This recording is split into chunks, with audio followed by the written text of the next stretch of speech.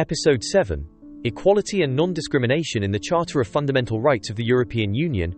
Few words are as politically adored and consistently under-delivered as this one: equality.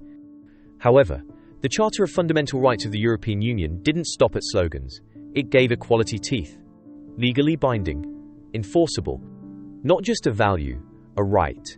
It says, no matter who you are, you deserve the same protection, opportunity, and dignity. When Article 21 was added, it went further than most global treaties had ever dared. It wasn't a slogan, it was a checklist. Race, religion, disability, gender identity, language, belief, age. Real categories, real protections. And in 2009, the Charter became law, which meant EU institutions and national authorities applying EU law had to respect it. And yet inequality in Europe is not theoretical. It's every day. And it shows up in policies, decisions, and silence.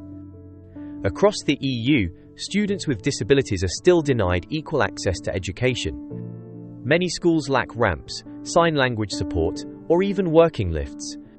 The Charter guarantees inclusion. But in practice, too many kids are learning in classrooms built for someone else.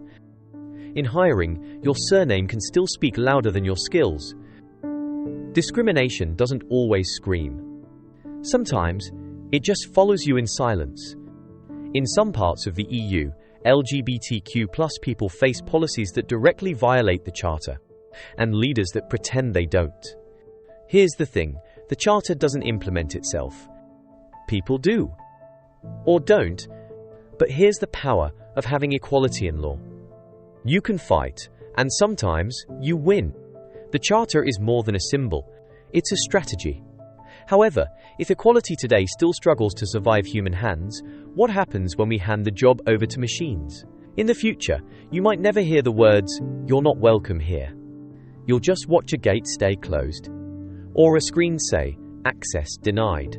The decision will look objective, efficient, unbiased. But objectivity is only as good as the data you feed it. And guess what? History is full of bias. Let's say you train an algorithm on 20 years of hiring data. If women were overlooked before, the system learns, hire fewer women. Or take policing, use biased crime reports to predict where to send patrols.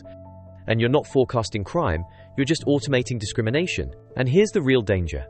Automation makes bias invisible. A rejection email says, "You didn't meet the internal compatibility threshold." What does that mean? Who decided that? Can you appeal it? You can't. Because the system didn't tell you what it saw, just what it concluded. People with disabilities get flagged as resource-intensive. Minorities labeled low integration potential. Older citizens marked non-adaptive. This is how inequality will perpetuate itself in the age of automation. Not with malice. With math. It calls itself data-driven, neutral, fair. And that's what makes it dangerous. Because when AI enforces patterns from the past, what you get isn't progress. It's precision-coded injustice. And while the Charter still protects us, these systems are faster than law, and often built in private. Invisible. Unregulated. So what needs to change? Transparent systems, auditable decisions, human oversight, and rights that apply even when the judges code.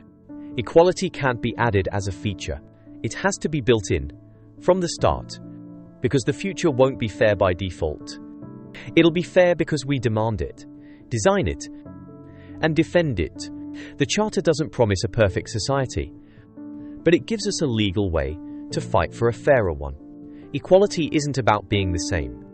It's about being seen, fully, and without prejudice. Next time we ask, if freedom of assembly is a right, does that include the cloud?